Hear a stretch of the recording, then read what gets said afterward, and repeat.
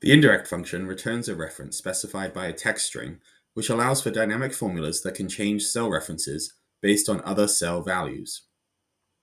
This workbook contains examples of how to use the indirect function to perform lookups to multiple tabs without having to manually create standalone formulas for each lookup. This workbook contains 3 tabs: a summary tab that we are on now, and a tab for January and one for February. The tabs for January and February list the number of hours worked by employees in the month. The summary tab is where we will use the indirect function to summarize the hours worked by employees each month.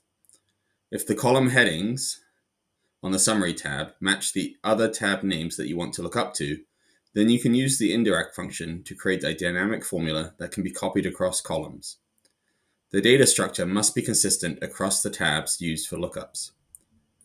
Columns H and I use an XLOOKUP function to look up the employee hours from each monthly tab.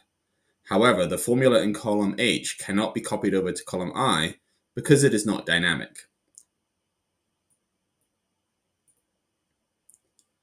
The formulas in these two columns must be different and each be manually entered and then copied down their respective columns.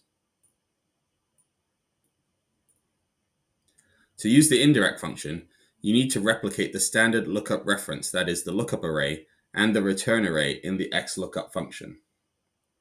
The lookup array of the XLOOKUP function has the reference of column A of the Jan 25 tab. The tab name is inside apostrophes followed by an exclamation mark, and then A:A, which is a reference to column A on this tab. To replicate this using an indirect function, the reference must be broken up into multiple components. The first apostrophe must be inside quotation marks, followed by an ampersand to join the text string together. Then comes the cell reference that matches the tab name you want to look up to, followed by another ampersand, and then the remaining part of the text string inside quotation marks. The same is done for the return array of the XLOOKUP function. The formula entered in column B can now be copied over to column C. The total matches the same total using the XLOOKUP formula for February, which matches the number of hours on the Feb 25 tab. The difference between the formulas in columns E and F with the blue headings compared to B and C with the red headings is the date headings. The red column headings are hard-coded text, whereas the blue column headings are date entries.